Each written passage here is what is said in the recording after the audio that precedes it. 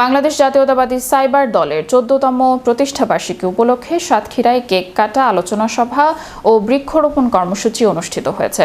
শনিবার বিকেল ৩টায় সাতক্ষীরা শহরের মাওয়া চাইনিজ রেস্টুরেন্টের মিলনায়তনে জেলা সাইবার দলের সভাপতি আবু রায়হান রিপনের সভাপতিত্বে অনুষ্ঠিত হয় অনুষ্ঠানটি। সংগঠনের সহসভাপতি এস.আই. আশার সঞ্চালনায় এতে প্রধান অতিথি হিসেবে উপস্থিত ছিলেন সাতক্ষীরা জেলা বিএনপির সদস্য সচিব আবু জাহিদ ডাবলু।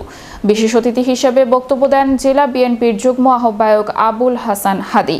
আলোচনা সভায় প্রধান অতিথির বক্তব্যে আবু জাহিদ ডাবলু বলেন, বর্তমান তথ্য প্রযুক্তি নির্ভর যুগে সামাজিক ও গণতান্ত্রিক সচেতনতা বৃদ্ধিতে সাইবার কার্যক্রম অত্যন্ত গুরুত্বপূর্ণ। সত্য ও বস্তুনিষ্ঠ তথ্য প্রচারের মাধ্যমে অপপ্রচার ও গুজবের বিরুদ্ধে তরুণ প্রজন্মকে দায়িত্বশীল ভূমিকা পালন করতে হবে।